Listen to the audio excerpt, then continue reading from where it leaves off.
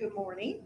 I'm here with Miss Ruby, and Miss Ruby is a special ed teacher in our MD unit, and this is her second year here at Farnsley. And we're just going to have the opportunity and the privilege to interview her today for our Veterans Day celebration. But first of all, Miss Ruby, I just have just a few questions. So, could you tell our school family what the branch of service that you served in? I was in the Army National Guard and Reserve.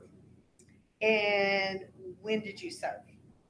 The most important thing to say is I served during Desert Storm in 1991. Okay. And could you tell us a little bit about what you did, what your days looked like? When I was on, the nice thing to know about the National Guard and Reserve is it is officially called a part-time service.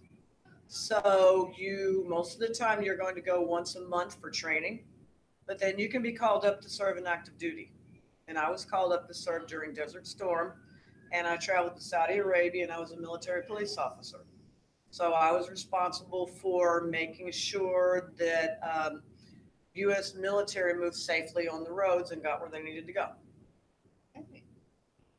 Can you tell us just some highlights of your service, something really exciting? And I think just being in another country like Saudi Arabia, that's exciting enough. But something that really just sticks in your mind is during your service time. Well, it was wonderful to travel overseas and see places that otherwise I never would have seen, and to meet people from different cultures in their culture and to see how they lived every day.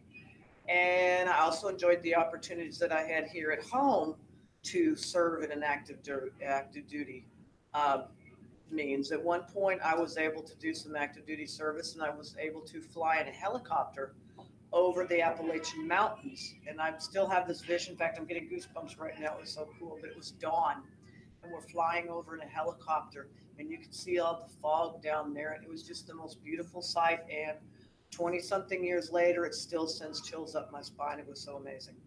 That's exciting. Um, as a school family, what could we do to help show our appreciation for our veterans? We do have several veterans in our building.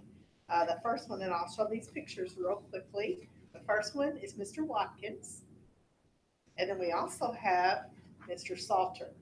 So I think it's always exciting that we have people that really served in different branches and served in different ways. So, what is something that we can do again as a school family that really would speak appreciation to our veterans, Mr. Salter, Mr. Watkins, and also to yourself? Okay. The simplest thing to do would be to thank veterans for their service, but the big thing to do would be to become involved in your community, and when it is your time, vote and become involved in the democratic process. And that's the reason that we went to the different places we went, was to help everybody have the opportunity to choose their own form of government. We have that opportunity here, and you need to take advantage of it. Well, very well said, and I will definitely take those words to heart. I know I voted last So did I. Tuesday at the last minute. I had 3 minutes to spare. I saw Mr. Kruger at the polls, and I know a lot of people voted, so it is. I think that's something that we can all do. We can hold each other accountable. So, Miss Rui, I do thank you for your service. Also, Mr. Watkins and Mr. Salter.